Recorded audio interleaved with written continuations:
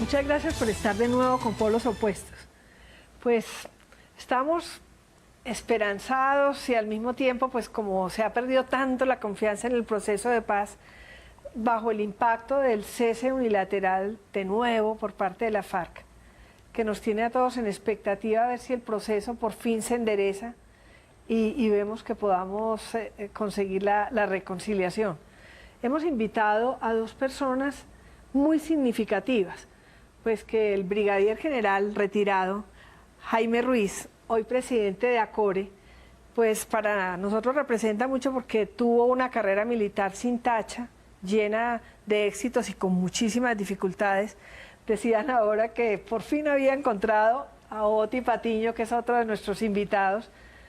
Oti perteneció 17 años al M-19 desde su fundación hasta que decidieron la paz, y el general no pudo encontrarlo vía distinta. No, lo encontré hoy aquí en el estudio, claro, después de tantos años que lo estuve buscando. Y Oti es una de las pruebas fehacientes de que sí se puede cumplir con los acuerdos. Después de esos 17 años de lucha, pues nos ha cumplido totalmente. Hoy en día Oti trabaja con el alcalde Petro en temas culturales, ¿no es cierto? No, estoy asesorándolo en el tema de los observatorios.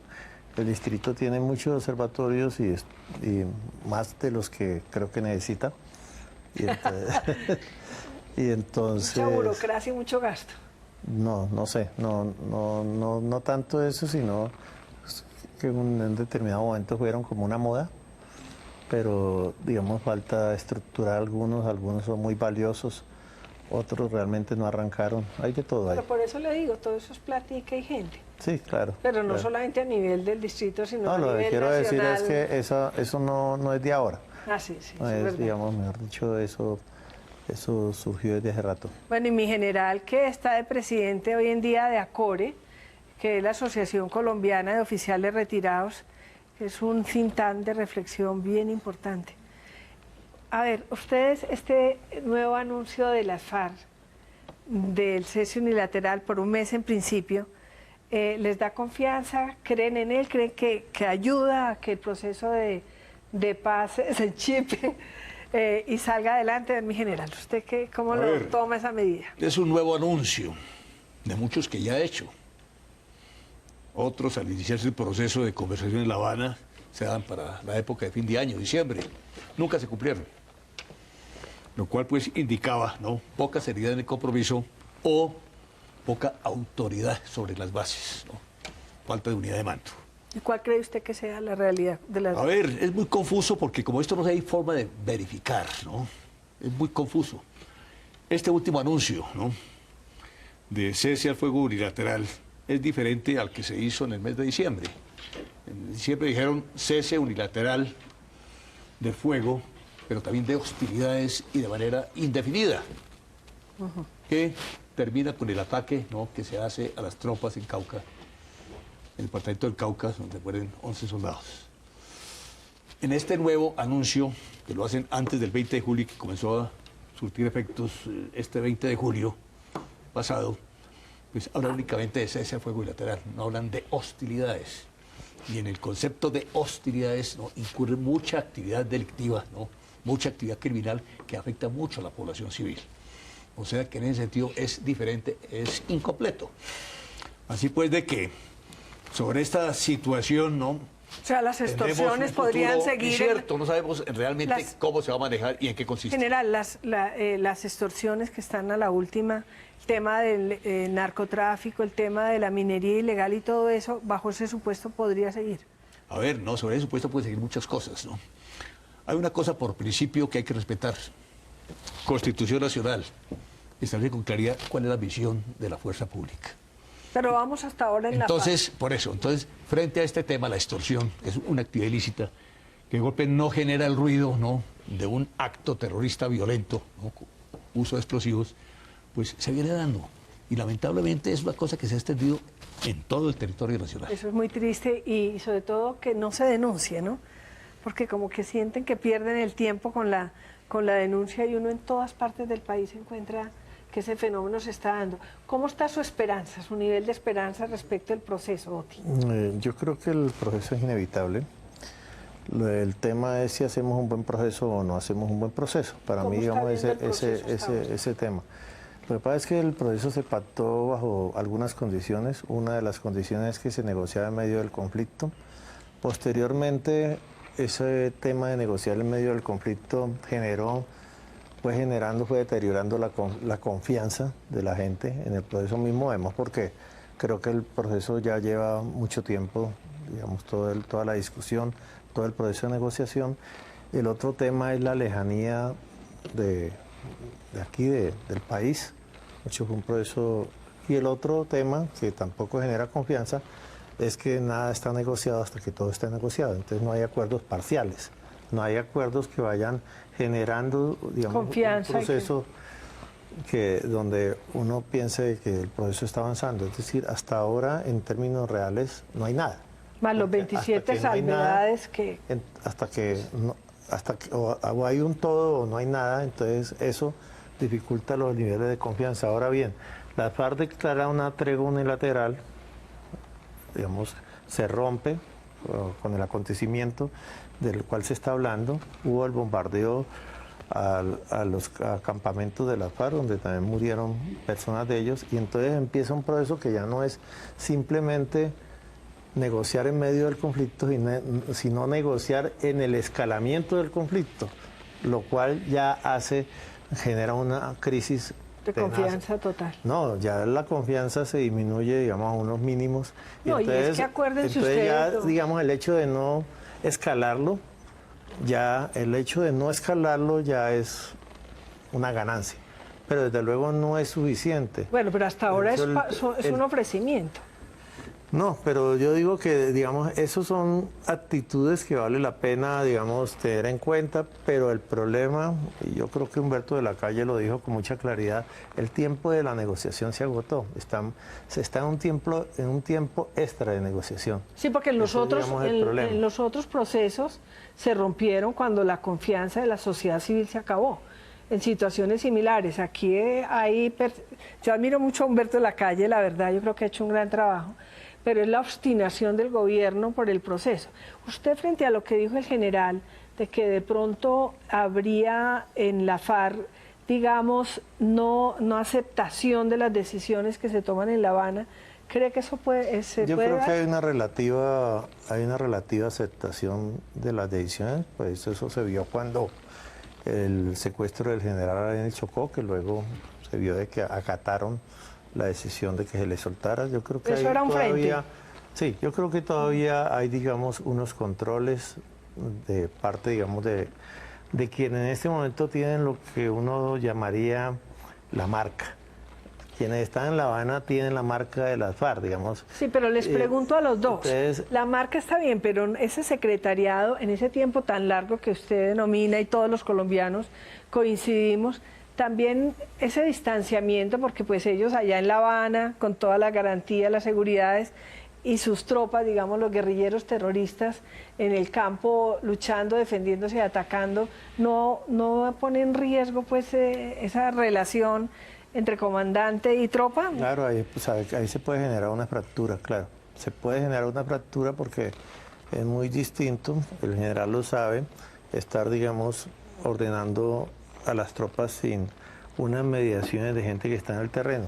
Una cosa es estar, y sobre todo por fuera del país, si a veces es difícil, yo me imagino cuando el general dirigía tropas desde el cuartel, digamos, no en el terreno, a veces, digamos, la gente que está en el terreno, digamos, tiene una apreciación distinta a quien, digamos, está en el mando. General, le hago una pregunta. Creo que no es cuestión de control, más que todo es cuestión de aceptación. ¿Por qué? Al interior de la FARC hay mucho problema. Hay mucho problema, ¿no?, en materia de unidad. Hay quienes, y se sabe por canales de inteligencia, a través de los que se desmovilizan constantemente, ¿no? La deserción es permanente. Hay mucha gente que está allí a la fuerza, ¿no?, y que ya no tiene para esas personas ningún sentido pertenecer a la organización. Entonces, quienes se desertan dan información, ¿no?, y se conocen muchas cosas, ¿no?, de los problemas internos que hay. Hay quienes no están de acuerdo con este proceso de negociación especialmente estos grupos que están dedicados exclusivamente, ¿no?, al tema del narcotráfico. O Es tan minería rentable el ilegal. negocio que desconocen, ¿no? Y eso está en distintos niveles de responsabilidad, ¿no?, de mando, por decirlo de alguna manera. Hay jefes importantes de esa organización, ¿no?, que ya se conoce también que están en posiciones, ¿no?, opuestas a lo que se determina allá. Entonces, sabemos que al final de este proceso, no todos se van a desmovilizar. Eso es cierto, es un hecho. Bueno, pero en todos los procesos pasa eso, pero Ocurre si lo se mismo. desmoviliza un grupo muy Exactamente. importante, bien Entonces, vale la de pena. los 7.000 hombres que pueda tener en ese momento la organización, que es el estimativo existente, ¿no?, ¿cuántos realmente se van a desmovilizar? No se sabe, ¿no? Pero va a quedar mucha gente dedicada a la actividad, ¿no?, ilegal del narcotráfico. Eso es apenas de suponer y es lógico. Vamos a hacer una pausa y vayan pensando cómo me explican ustedes en qué consiste el desescalamiento, que es una palabra que estamos aprendiendo. Muy difícil de explicar.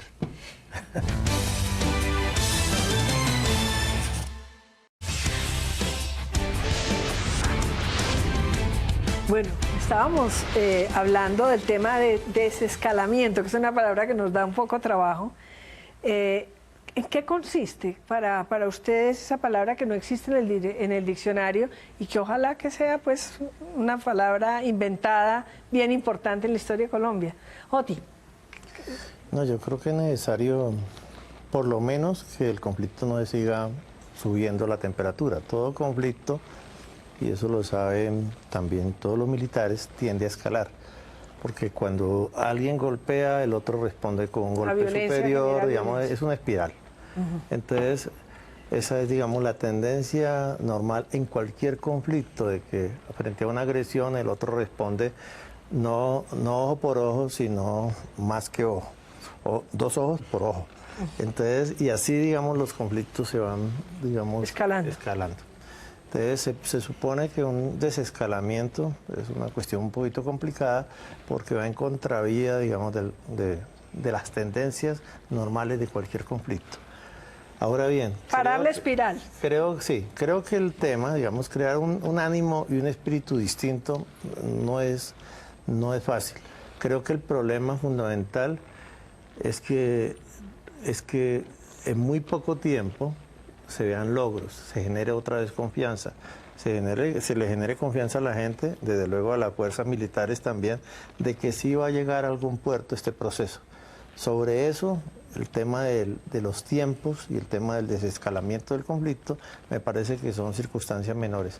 Supongamos que hubiese una tregua, el peligro de las treguas... Tregua bilateral, o sea, un cese bilateral. Bueno, digamos, el peligro de cualquier situación de no conflicto es que la negociación se puede prolongar tanto tiempo como se quiera y desde luego eso es una situación más indeseable todavía. Sí, pero ahí continuando, para no arrancar del mismo punto, es decir, si se llegase a un cese bilateral, yo le pregunto, general, ¿es posible para la fuerza pública distinguir, si no hay hostigamiento pues contra la FARC, pero cómo se distingue si es ELN, que no está todavía en el proceso, la delincuencia, es decir, cómo hace el Estado en su obligación y en la legitimidad que tiene de perseguir la delincuencia, la violencia, cómo distingue, cómo funcionaría? A ver, si es un tema que obliga al Estado y particularmente a la fuerza pública, ¿no?, cumplir con la misión constitucional que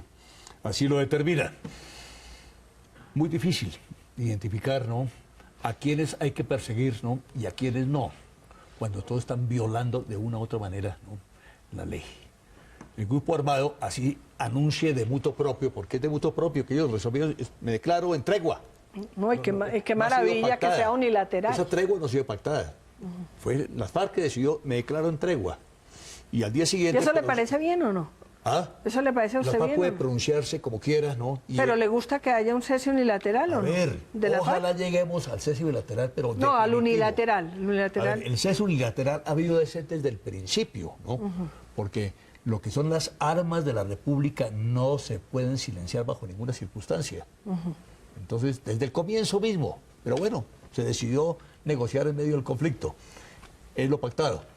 Pero en lo que tú preguntas concretamente, si esto no se define con claridad, lo cual veo muy, pero supremamente difícil, ¿no? no veo cómo explicarle a las tropas, cómo explicarle a la policía, a quienes tienen que ejercer el control territorial, ¿no? A quienes tienen que vigilar, ¿no? Para darle la protección a la población civil, cómo actuar en un momento dado, en el momento en que tengan la información, conozcan o reciban una denuncia. Si un comandante militar dice, allí hay un grupo armado, ¿no? En mi finca, tiene que actuar, tiene que ir allí y proceder, intentar capturarlo, y si hay reacción hay combate. O sea que distinguir va a ser muy difícil, muy pero complicado. muy difícil. Porque a mí me parece que si las FARC llegaran a cumplir este cese unilateral que han ofrecido y que han acordado ellos directamente, unilateralmente, pues se recupera algo de la confianza, pero uno cree que todo va en dirección a un cese bilateral, sin que ellos, como propone el expresidente Uribe, estén en un territorio tipo lo que hicieron, por ejemplo, ustedes los del M. Concentrados. ¿Es posible? Es decir, si están en todo el territorio y hay una actuación de la fuerza pública, pues lo único que les permite es una movilidad absoluta por todo el territorio y con toda la tranquilidad, ¿o no? Mire, lo único cierto es, ¿no? Así lo hemos hecho aquí en Colombia, se hizo con el M-19. Y con los paracos también, ¿no? También se hizo con ellos, exactamente. Es indispensable la concentración como medida previa a una desmovilización. Ahora, esa concentración inicial, ¿no? Bueno, está con sus armas, ¿no? Si es que creen que es su garantía para que se cumpla lo que se ha pactado. Pero en el momento en que ya se decida, en la parte final, ya como fin del conflicto, ¿no? La entrega de armas y venga el resto de protocolos establecidos, ¿no? Entonces, es lo único que lleva. ¿Usted cree que la concentración debería ser una condición desde ya del proceso para que funcionara? Es que no hay alternativa, porque no hay ningún mecanismo de verificación. La FARC propuso sus propios mecanismos, ¿no? ¿Funcionó? Eso es bien importante. No, pero en el M-19 sí funcionó. Hubo dificultades al principio. Lo de Santana, ¿cómo fue? Porque no hubo mayor coordinación entre las tropas y el gobierno. Santo Domingo. Sí, Mire, sí. Yo estaba en esa época allá en la Casa Militar de la Presidencia, cuando usted era ministra, precisamente, cuando ustedes se concentraron ahí en el Cauca. El comandante militar de la zona no tenía instrucciones claras, porque siempre el gobierno actuó, ¿no?, a espaldas de los militares. Entonces, se está dando la concentración de un pacto directo, ¿no? Y en ese momento, pues, cuando hubo pues ya decisiones que tomar, ¿no? Entonces ya hubo los canales de información, pero hubo problemas, hubo combates, hubo dificultades, hubo hostigamiento. ¿Cómo fue? Al comienzo sí, es decir, se pactó esa zona de Santo Domingo, pero en esa para zona... concentración de los del M-19. Sí, en esa zona no estábamos nosotros, tuvimos que llegar a esa zona. Incluso Pizarro estaba en el Tolima, que fue donde se empezó el proceso. Y luego después de un fracaso militar muy grande del Palacio de Justicia y después en el Tolima. Sí, pero de todas maneras allí había una serie de elementos de iniciativa militar. También hubo algunos combates exitosos en el Cauca. Lo que pasa es que se sintió que la población, digamos, ya el tema de la guerra no le interesaba. Rechazaba. La verdad, digamos, es que el tema fue más político que militar. Fue más de una apreciación política que militar, porque de alguna manera en el M-19 había una serie de cuadros de orden militar con capacidad de reconstruir si era, digamos, necesario tomar Y terrorismo lo hacen dos personas. Bueno, digamos, ya la discusión de terrorismo o no, ya es otro problema. Porque, digamos, todo el que está hoy contra el Estado es terrorista, según digamos, una nominación. Digamos, entonces... exactamente, hay que mirar exactamente el procedimiento y cómo se hace, y con qué se hace, ¿no? Sí, pero de todas maneras, lo que quiero decir es que sí hubo un esfuerzo por concentrar, y en ese momento estaba Bonet, justamente, digamos, de comandante, y él, digamos, tendió una especie de barrera para impedir el acceso a Santo Domingo. Allí hubo choques, hubo los primeros choques. Luego, cuando hubo el establecimiento allí en la zona de Santo Domingo, que curiosamente no era, algunos se imaginan que es una cosa... Zona delimitada. Zona delimitada. Allí lo que funcionó fue más como lo que llaman los militares una separación de fuerzas. Es decir, la zona inhóspita, digamos que era de Santo Domingo para arriba, allá no había nada, ni población, ni ejército, ni nada, el páramo. Es decir, no había un cerco militar sino que siempre había la posibilidad de una zona de retirada. Y había un retén del M-19, luego había una especie de zona desmilitarizada, y luego había en Tacuello el retén del ejército, y allí estaba el gobierno también controlando, digamos, el ingreso y salida de la gente. Se pensó que fuera una zona bien alejada, digamos, de las ciudades grandes. Allí estaba Cali lo más cerca, pues porque se pensaba que no era bueno que eso se convirtiera en una zona de acción política, lo cual eso a la larga, ¿sabe qué fue lo que nos decidió más a la desmovilización? La llegada de la gente que nos decía, bájense. A veces se piensa, bájense, los esperamos allá. Mire, le voy a poner el caso de Rosenberg. Rosenberg llegó con la doctrina de Santa Fe II, que en ese momento estaba funcionando diciendo, no, esto es una trampa. Y no creía para nada el proceso. ¿Sabe cuándo creyó? Cuando la gente de Jumbo subió allá y le dijo, oiga, lo esperamos como candidato a la alcaldía. Pero Allí le hago él una creyó. pregunta. ¿Usted recomendaría, con la experiencia que tuvo como guerrillero y que tiene hoy en La Paz, que se hiciera una zona de concentración urgente? Varias. Yo ¿Varias? recomendaría varias, entre otras cosas, porque no veo, y las FARC funcionan en 5 muy bloques. dispersos. En 5 bloques me parece que a ellos yo pienso que les convendría. Mejor dicho, el proceso de paz que se está dando en La Habana hay que repatriarlo. Eso me parece que es importante, que es básico. Hay que repatriar esos comandantes que un tiempo demasiado largo puede generar una ruptura con su tropa. Ellos necesitan recobrar el control, digamos, de la tropa. Ellos necesitan explicarle a la tropa qué se está haciendo en términos de negociación. No, y básicamente, cuál es su futuro. Perdóneme una interrupción. Básicamente, cuando el presidente, el general Raúl Castro, le ha dicho a la FARC que ellos, frente a la situación actual de Cuba, si sigue el terrorismo dentro de Colombia, no auspiciarían más en Cuba los diálogos en La Habana, que las mejores fuentes le dicen a uno que eso es real y que les dijo no, la Cuba de hoy no auspicia, si ustedes siguen haciendo terrorismo en Colombia, que estos diálogos continúen en Cuba. Claro, no, incluso en caso de una ruptura, que ese es el otro tema, en caso de una ruptura de las conversaciones, el espacio internacional, digamos, de la guerrilla es prácticamente cero. General, ¿y usted?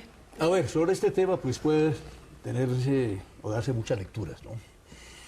Tratando de aproximarse uno a lo que podría darse, ¿no? En estas circunstancias. Sí, ser positivos. A ver. Positivos. Realistas, en cierta forma, ya por lo que hemos conocido, por lo que hemos vivido. En el caso de nuestros militares, ¿no? Al igual que Oti Patuño, estuvo 17 años, yo estuve 30 y pico, 35 años, ¿no? Conocemos de la guerra, conocemos del conflicto. Nosotros participamos, ¿no?, en muchas circunstancias, situaciones de orden público frente a estas organizaciones armadas ilegales, desde la época pues de la violencia política, bueno, hasta lo que después aparecieron como grupos subversivos y después lo que se convirtieron en el caso concreto de las FARC y el ELN, que ya son organizaciones de narcotraficantes, ¿no?, donde hay otros intereses, ¿no?, por encima pues de lo que era su plataforma ideológica, política, lo que fuera. Bueno, O en parte. en este momento, ¿no?, la realidad es, ¿no?, de que las bases de las FARC tienen muchísimos problemas. Sus cabecillas, sus jefes están fuera del país. Los que no están en Cuba están en Venezuela y hay otros tantos en el Ecuador. Hay parte de la organización, ¿no?, que actúa en territorio colombiano y pasa la frontera y allá están protegidos. ¿Cuál frontera? Pues la de Venezuela y la del Ecuador, con mucha facilidad además, ¿no? ¿Usted cree que Eso esos es dos un gobiernos... hecho, eso está demostrado por inteligencia, eso no es cuestión de contar y decirles. Quienes viven en la frontera no conocen esa realidad. Por ejemplo, frente a Arauca, ¿no?, frente a Arauca, las FARC se ha dedicado a comprar en territorio venezuelano grandes extensiones de tierra y allí tienen sus campamentos, ¿no?, y andan con el uniforme y tienen sus brazaletes. Pero el presidente Correa, por ejemplo, no estaba colaborando. Hablo de Arauca al frente No, por de eso Venezuela. pregunto lo de Ahora, el presidente Correa tiene un discurso, sí, tiene un discurso y lo ha mantenido todo el tiempo, ¿no? Todo ha sido a espaldas de él, ¿no? Los dineros que llegaron a su campaña fue a espaldas de él, ¿no? Todo ha sido a espaldas de él, pero lo que está entrando por el Ecuador, ¿no?, para las FARC, en cuestión de habituamiento militar, en cuestión de armas, en cuestiones de explosivos, ¿no? Hay decomisos constantes, pero no se decomisa todo, ¿no? Ha habido declaraciones de generales ecuatorianos que están con tropas en la frontera donde confirman esa cuestión. Es muy difícil, ¿no? Entonces, En esas circunstancias las FARC tienen muchas ventajas, pero también una gran desventaja en el sentido que sí están dispersos, sus mandos afuera, y las bases, pues, a nivel de mandos medios son los que realmente ejercen el control. Entonces, negociar así es muy difícil, ¿no? O sea, usted es escéptico. Yo no creo ¿Usted no cree en el proceso? Yo veo en el proceso una realidad. Coincido con Oti Patiño en eso. Es un hecho, ¿no? Y no tiene nada de raro que al final, ¿no?, sea como sea, no, se llegue a un acuerdo. Ojalá que el acuerdo no se haga dentro de lo pactado. Ojalá que el cese al fuego no cumpla los protocolos establecidos. Ojalá que se concentren, ojalá que se desarmen, ojalá que se reintegren. No, ojalá pero que ojalá, acepten la su refrendación, opinión, ¿no? su opinión es en mi que opinión si se firme... es, ¿no?, que si no se aprovecha esta oportunidad, ¿no? Y el presidente ya fue categórico y aplaudimos esa posición del presidente. 4 meses, o si no, se acaba el proceso. Perfecto. Vamos a hacer una pausa. Respaldamos eso y ojalá eso se dé. Es una garantía para... Una para pausa y desafortunadamente nos toca ya casi concluir el programa con 2 personas de verdad tan expertas en esta triste historia de Colombia que es la guerra.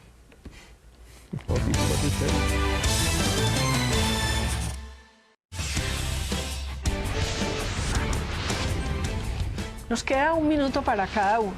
Les pediría en ese minuto que me comentaran 2 cosas que no les gusta cómo se está adelantando el proceso y 2 temas que constructivamente contribuirían al éxito del proceso.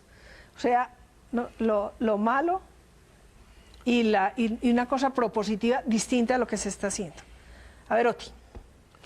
Que no le gusten 2 cosas. No me gusta tanto tiempo de negociación. Eso no me gusta. Eternización del proceso.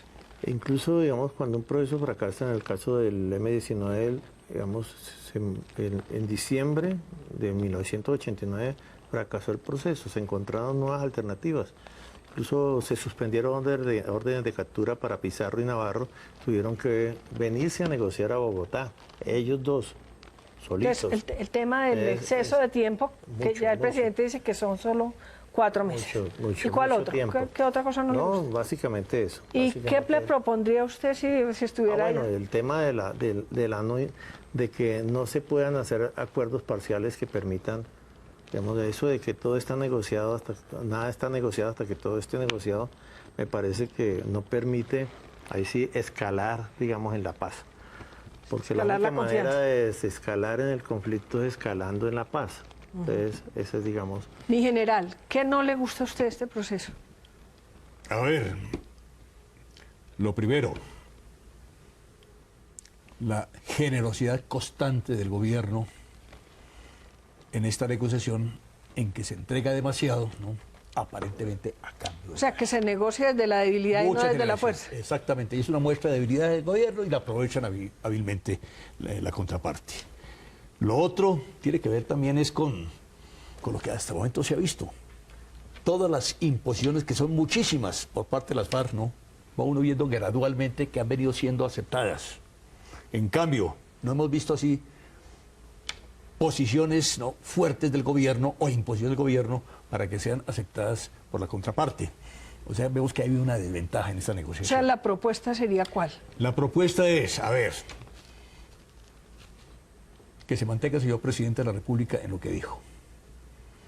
1, plazo. 4 meses. Si no se llega a un acuerdo, ¿no?, que permita la desmovilización, la entrega de armas, que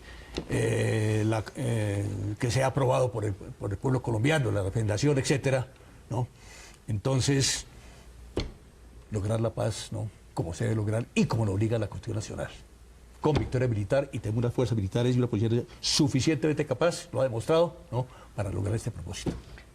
Creo que la posición de nuestros invitados es la del pueblo colombiano.